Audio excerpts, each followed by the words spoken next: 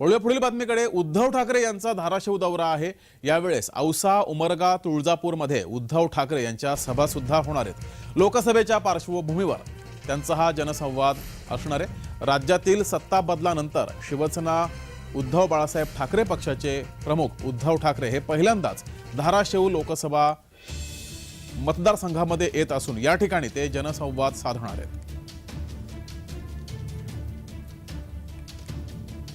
आज आणि उद्या त्यांच्या 5 सभा या ठिकाणी होणार आहेत। यामध्ये औसा, उमरगा, तुळजापूर, कळंब, भूम येथे ठाकरे यांची तोफ धडाडणार आहे। तर उद्धव ठाकरे यांचा हा धाराशिव दौरा आहे आणि यावेळेस ते 5 ठिकाणी सभा घेणार आहेत। सोबतच धाराशिव मतदारसंघातील कार्यकर्ते तसेच सर्वसामान्य नागरिक यांच्यासोबत उद्धव ठाकरे संवाद सुद्धा साधणार आहेत। काही दिवसांवर लोकसभा निवडणुका येऊन ठेपलेल्या आहेत आणि त्या पार्श्वभूमीवर त्यांचा हा दौरा आहे। सध्या उद्धव ठाकरे यांचे महाराष्ट्र दौरे सुरू आहेत। महाराष्ट्रातल्या अनेक भागात जाऊन ते सभा घेत आहेत, सर्वसामान्यांसोबत संवाद सुद्धा साधतायत। तर आज आणि उद्या 2 दिवस ते धाराशिव या ठिकाणी असणार। धाराशिव दौऱ्यावरती आहेत। यावेळेस त्यांच्या 5 सभा होणार आहेत आणि सर्वसामान्य जनतेसोबत ते संवाद सुद्धा साधणार आहेत। तर इथले विद्यमान खासदार ओमप्रकाश राजे निंबाळकर हे उमेदवार असल्याची शक्यता आहे।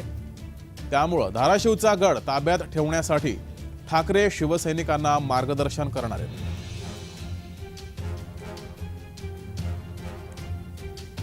उद्धव ठाकरे यांचा हा धाराशिव दौरा यावेळेस ते औसा, उमरगा, तुळजापूरमध्ये सभा घेणार आहेत। सोबतच जनसंवाद सुद्धा साधणार आहेत। राज्यातील सत्ता बदलानंतर उद्धव ठाकरे यांचा हा पहिल्यांदाच धाराशिव दौरा आहे।